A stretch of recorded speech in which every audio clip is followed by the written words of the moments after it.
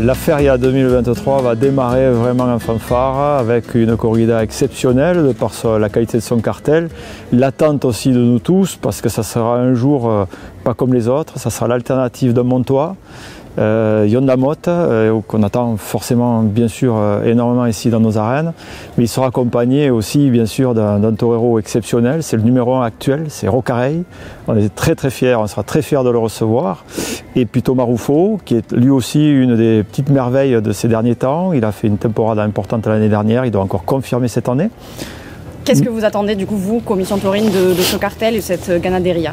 Nous attendons de ce grand cartel, bien sûr, beaucoup de spectacles, mais surtout également un cocktail un peu explosif.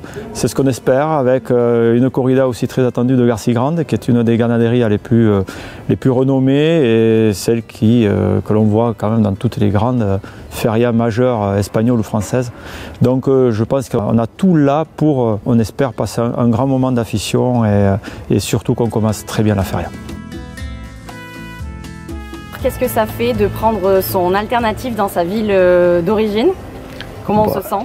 Plein de fierté, très content. Quand on commence à être torero, on est petit, on rêve de ce jour et puis petit à petit on avance dans la profession et voilà, et faire que les rêves deviennent des objectifs et aujourd'hui commencer la préparation d'un jour si particulier ici à Mont-de-Marsan où j'ai connu mes années lycée, où j'ai eu tous mes amis ici, c'est quelque chose d'incroyable. Ouais. Est-ce que c'est une pression supplémentaire? Je pense qu'il y aura un peu de pression forcément par le jour, par l'arène, parce qu'il va y avoir des gens connus dans les gradins, mais surtout beaucoup de fierté, beaucoup de joie de partager ça avec les miens et que j'espère que ce sera un grand jour pour tout le monde.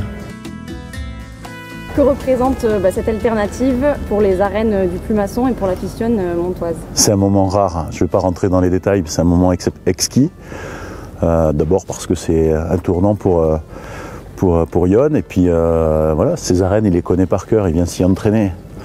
Il vient s'entraîner quand il n'y a personne, quand il fait froid, etc. Donc pour nous c'est super, ça va être un moment de fête. Je lui souhaite le meilleur bien évidemment. Alors c'est pas une fin en soi pour lui, il le sait, parce qu'il faudra d'ailleurs que ça continue. C'est pour ça que je le remercie à lui, je remercie aussi son entourage, parce qu'il y avait d'autres possibilités que de venir chez nous. Hein, même si c'est un enfant du pays, il y avait d'autres possibilités. Donc il a choisi cette arène et on a fait ce qu'il fallait avec la commission et avec Christophe, avec les gens qui travaillent pour compléter ce cartel, avec un cartel de luxe, on va dire ça comme ça, qui à mon avis peut lancer notre feria, mais surtout peut aussi lancer de belles choses pour la carrière de Yon. Donc voilà, on attend ça avec beaucoup d'impatience.